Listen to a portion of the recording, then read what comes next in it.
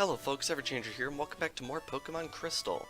Last time we did some exploration around Violet City to see what we could see, and there was quite a bit to see, which was really fun. We went over to the ruins of Alph, it was a good time. Anyway, this time we are going to be checking out the Sprout Tower, as suggested by that guy in the gatehouse. Experience the way of Pokemon. Now, Sprout Tower is a really interesting place, because it really drives home the fact that Johto is a very cultural region.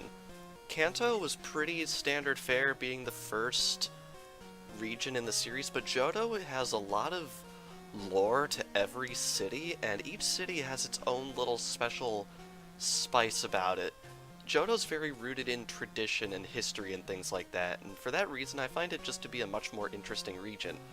This right here is Violet City's little neat thing it has. They worship a Bellsprout over 100 feet tall. People say that it became the center pillar here. Now, I'm pretty sure I've mentioned this in previous Let's Plays, but I thought this thing looked like one of those giant old CRT televisions, but no, it's actually a cross-section of the pillar in the middle of the building that is much more obvious in the remake. See the pillar shaking? People are training upstairs. Very cool indeed. There are quite a few sages around here, and all of them have interesting things to tell you. Sprout Tower was built long ago as a place for Pokemon training. What do you have to say? Only if you reach the top will you obtain an HM.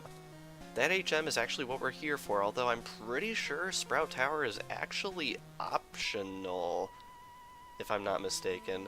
Either way, you don't need Flash to complete the game, and yes, it is Flash, spoiler alert. However hard we battle, the tower will stand strong. I don't really feel bothered by the fact that I spoiled its Flash because honestly we've already encountered an area where we need Flash to progress. Well, not need, but you get the idea. It makes life a lot easier, so yeah. Also, I will not be beating around the bush. I consider Flash to be one of the worst moves in the entire game, so yeah. Also, unfortunately, Bellsprout is part poison type, so Leech Life isn't super effective. Seems to do a decent amount. The main reason I'm a little nervous to switch in Totodile is because of that. It has Vine Whip. Pretty much every single Bellsprout in this entire area is going to come packing Vine Whip, which can be a little scary for Totodile trainers. For Cyndaquil trainers, it's really not a problem whatsoever. But for Totodile trainers, you're probably going to want something else to take these guys out. If you want to train a Pidgey for your team, I definitely recommend getting one by this point because it can be really useful because it learns Gust really early, like level 6 or 7, something like that, so definitely something worth looking into. Anyway, I'm going to see if I can just Leech Life this Bellsprout to death, and hopefully Zubat can get a level off of this thing. I know it's only level 3, but Zubat's only level 5, so let's see. Yes, we do. Zubat gets to level 6. Very nice. And it learns Supersonic. That is a horrendously inaccurate move that can inflict confusion. I'm pretty sure we haven't talked specifically about what confusion is yet. And yes, the first use misses, because of course it does. Basically what confusion is it is a status that makes it so you might attack yourself in a given turn instead of using the move you ask your Pokemon to do.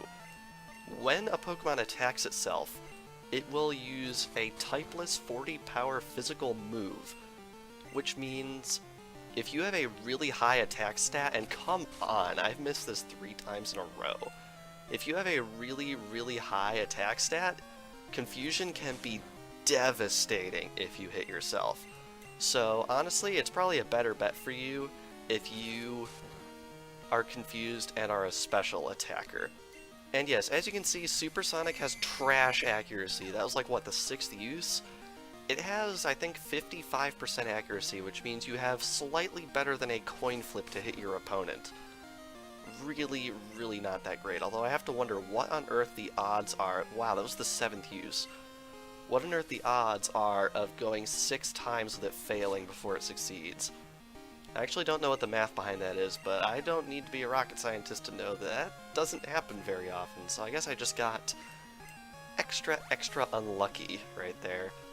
Anyway, gonna leech life one more time, get a little bit of my health back, and hopefully, oh, confusion wears off. I believe in this game confusion can last a random number of turns between like 3 and 5, or 2 and 5, or 2 and 4, or something like that. Believe it or not, they change that pretty much every single generation. I think as of Sun and Moon, confusion lasts for 1 to 3 turns, believe it or not. It's kind of crazy. I'm really not sure why they keep changing it. It's really, really strange. Anyway, Zubat doesn't level up, but gets pretty close to a level up. And I think we're going to keep in just because Zubat actually seems to be holding its own decently well. And I'm going to try one Supersonic. And wow, it actually hit. That's lucky. A lot luckier than the last one, that's for sure. But yeah, Supersonic is trash, and there is a much better version of the move that Zubat is going to gain access to later in the game, I'm pretty sure. So once we get access to that, Supersonic is definitely going bye-bye.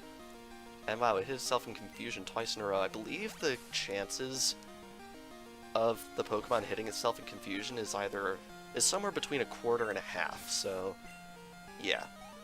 Decent odds, not fantastic, but decent. Anyway, down goes Sage Nico, and that was an embarrassingly long fight, I do have to admit. Anyway, I should point out, there are wild Pokemon in this area. However, none of them are actually Pokemon that are new. They are all Pokemon that we've seen before. So I really don't see much need to go over anything in this area because we've already seen everything that there is to find. And I'm also realizing that Zubat is quickly running out of attacking moves. That's the unfortunate thing. Zubat, starting off as a Zubat, is really not great. Once it evolves into Golbat, it's gonna get a lot better. But as a Zubat, it's really nothing special. I'm just hoping that you all can be with me to tough out training a Zubat. Anyway, we're going to switch over to Totodile here since Zubat's out of attacking moves. And we're going to see what we can do. Tackle misses, which is really nice. Can use a scratch right there. And down it goes. Very good. I'm probably going to be doing the bait and switch strategy as much as I can in this area just to get Zubat some levels. But yeah. Anyway, I should point out, A, there's a Paralyzed Heal right here, and B, there are no wild Pokemon on the first floor. So on the first floor, you really don't have to worry about wild encounters, which is really nice. We stand guard in this tower. Here we express our gratitude to honor all Pokemon. Very cool indeed. Now, fun fact about these sprites right here, of the sages. They're actually edited from what they appeared as in the original Japanese version.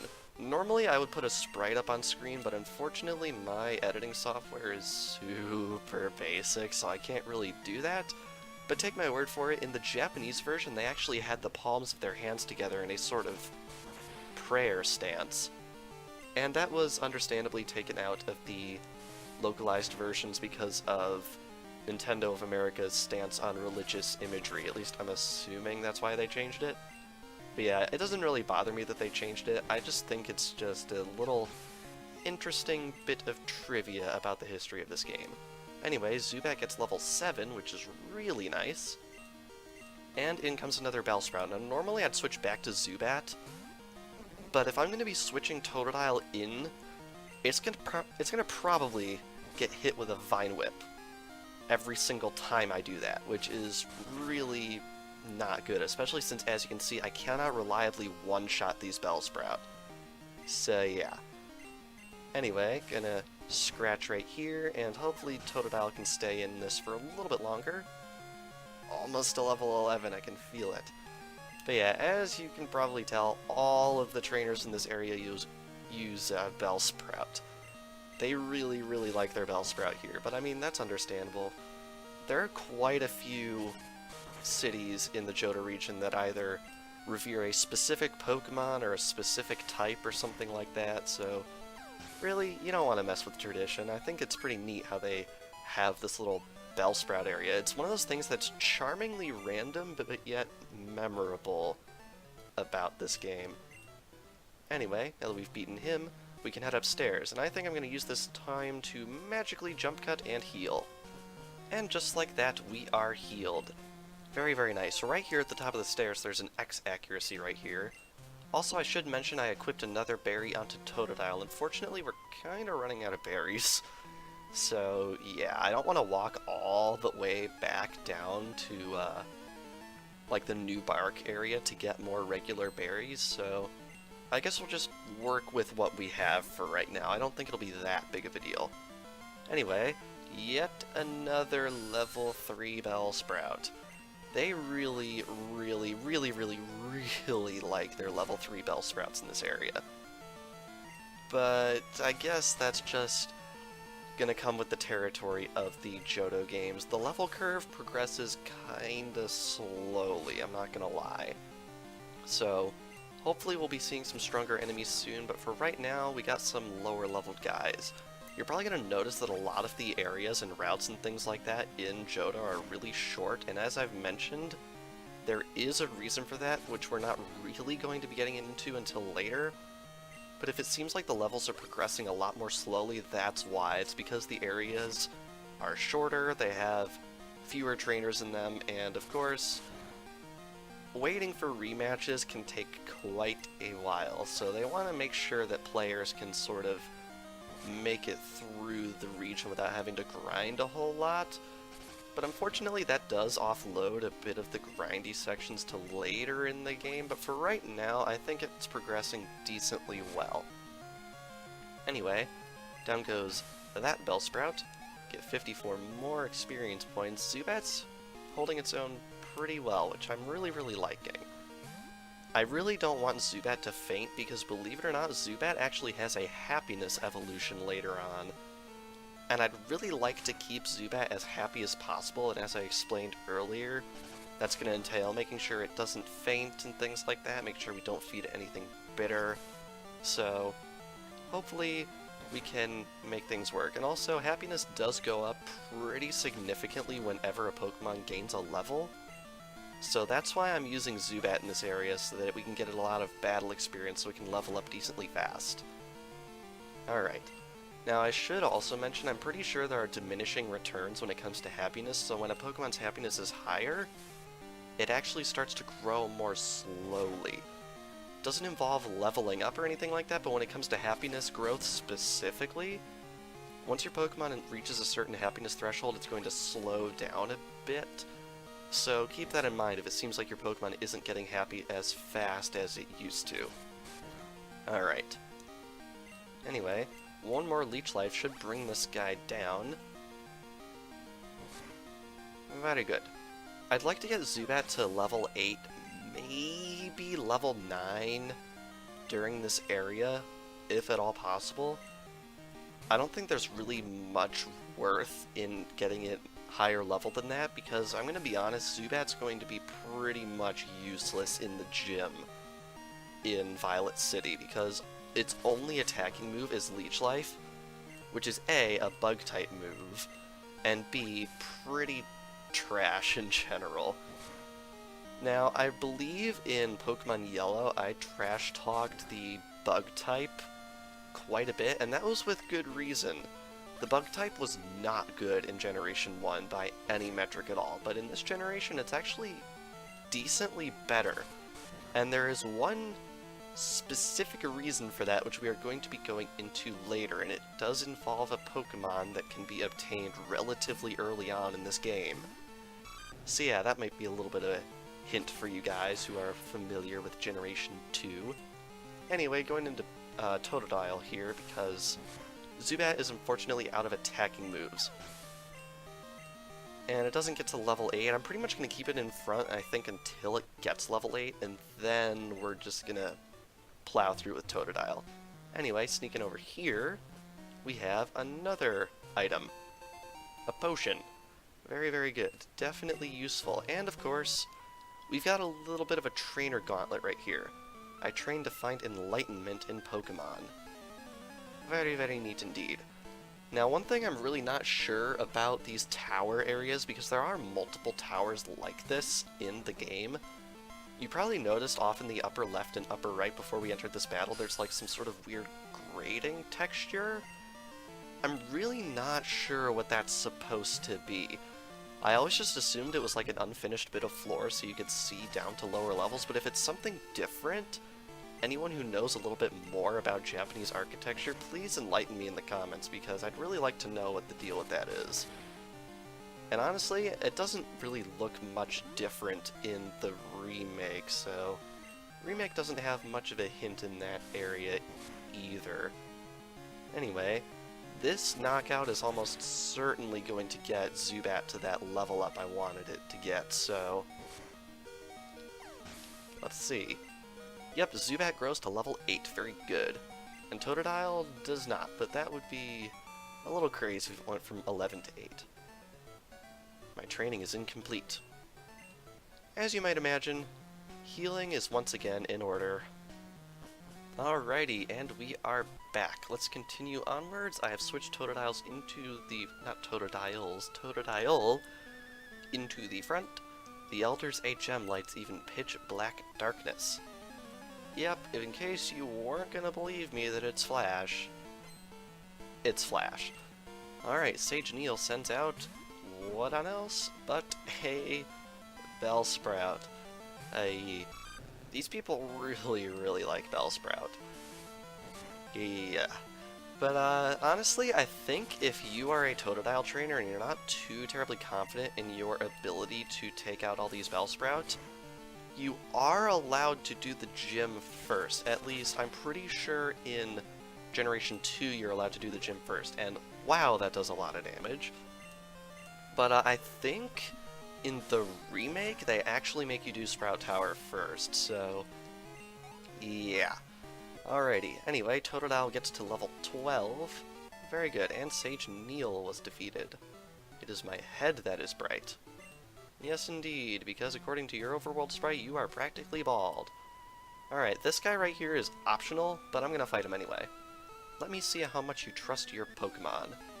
Alrighty. But yeah, Sprout Tower is required in the remake, and I don't think it is in Generation 2. I'm just doing it here because I am a serious completionist. Plus, it's going to give us some decent experience for the gym. Now, it's kind of funny. I was looking at the levels that we'd be going up against, and I think this area is actually harder than the gym, believe it or not, which is kind of funny, in my opinion. Considering most of the time, like if you see any guides or anything like that, they're going to suggest you come to Sprout Tower first, so I'm really not sure what is up with that. Anyway, Totodile gets quite a bit of experience from that, and up next is Hoot Hoot. Yes, we finally have a Pokemon that is not Bellsprout.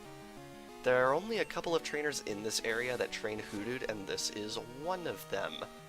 Hoot Hoot is really nice to encounter in this area because all it has to damage you is tackle, really, so yeah. Really nice little change of pace right here. Alright, now it just used Foresight right there.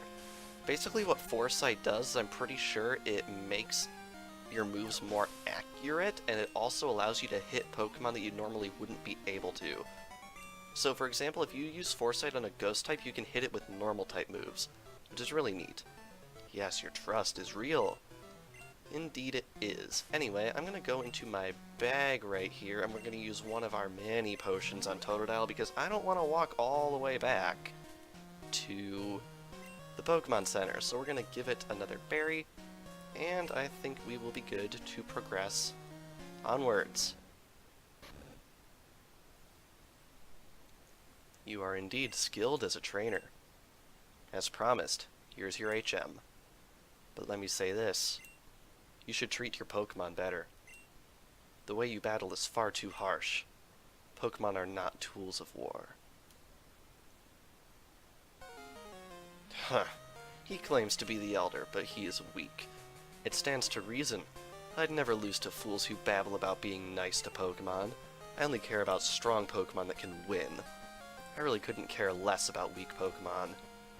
And Silver will use an escape rope, and he is gone. Because yes, you can use an escape rope in this area, and I'm assuming that was supposed to be like a tutorial for how to use an escape rope, because there is indeed one right here. So if you want to be cheap and don't want to buy one at the shop to use in the Ruins of Alph, you can actually use this one. Really nice. Back here is a bit of an inscription. It's a powerful painting of a Bellsprout.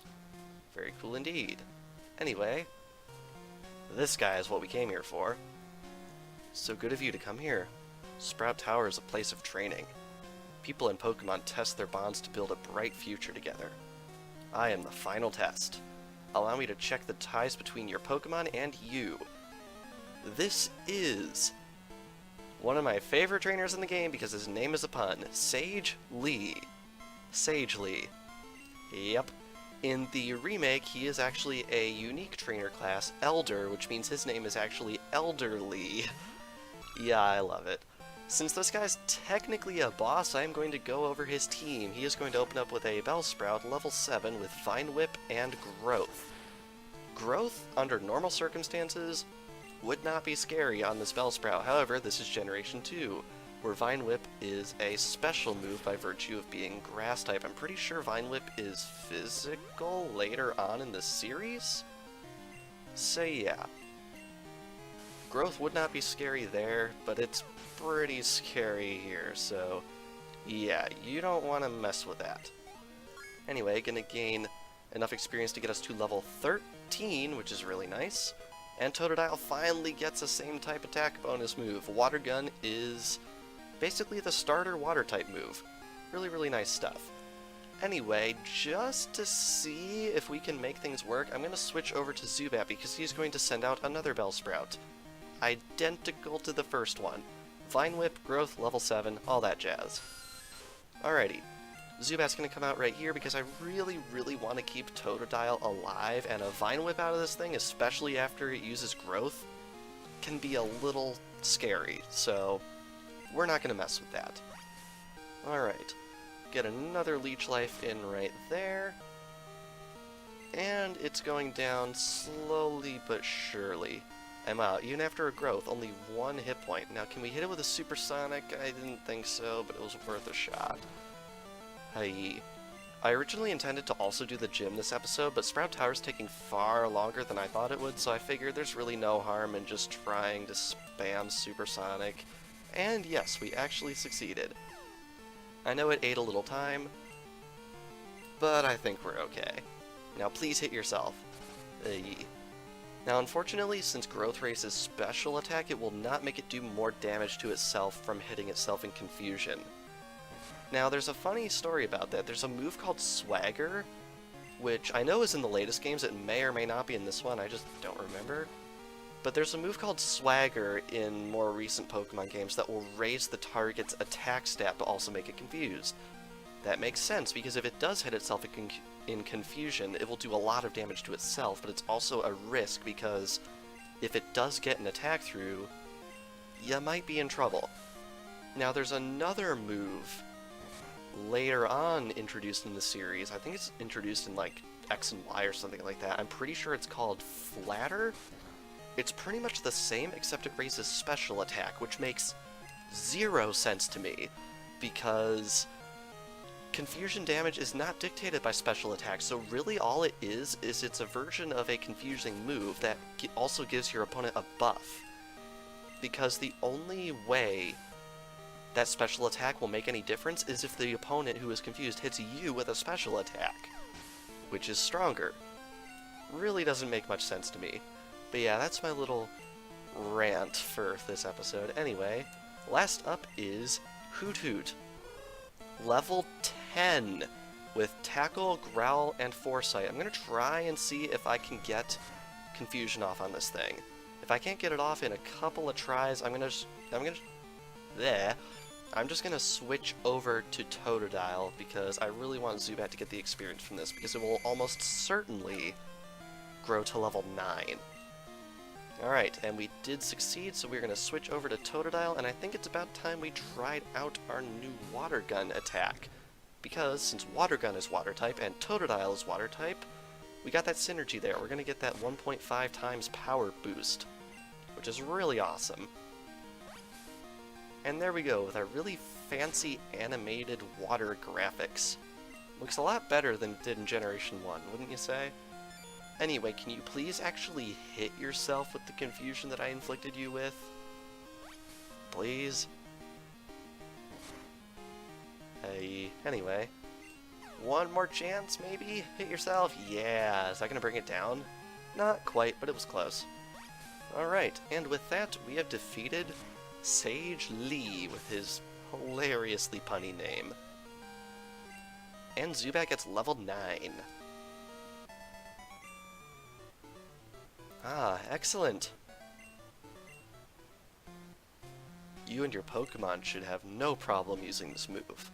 Take this Flash HM. We can use this in Dark Cave, but I've actually grabbed everything there is to grab there for the moment, so you can use it, but I'm not going to be using it quite yet. Anyway, it's going to go in the TM pocket. Very nice. Flash illuminates even the darkest of all places, but to use it out of battle, you need the badge from Violet's gym. Yes, indeed, and... It starts. Youngster Joey is calling us. Yo, David, how you doing? This is Joey. Got a minute? How are your Pokemon doing? My Rattata's raring to go, just like always. It's the only one I have. I'm gonna become a great trainer with it. Oh yeah, I took down a Spinnerack in the wild the other day. It was a cakewalk. Well, I guess it can't be helped, us being so tough. Alright, later. Yeah, if you're gonna register trainers' phone numbers, that's usually what's gonna happen. I just figured Joey was a fun one. He really loves talking about his top percentage Rattata.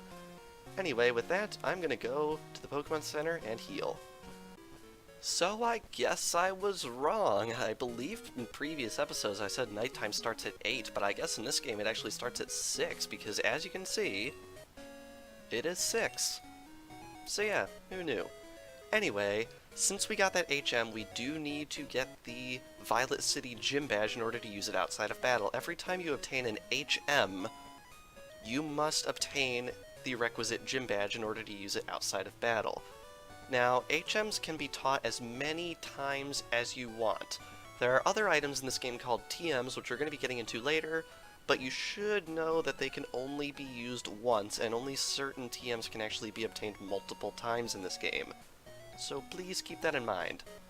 Anyway, I think with that we are going to end things off here. So, this past episode of Pokemon Crystal, we took out Sprout Tower. It took me a little while, but we finally managed to pull it off. And next time, we are going to be heading off to the gym and hopefully winning ourselves our first gym badge. So without further ado, thank you all for watching, and I will see you guys next time.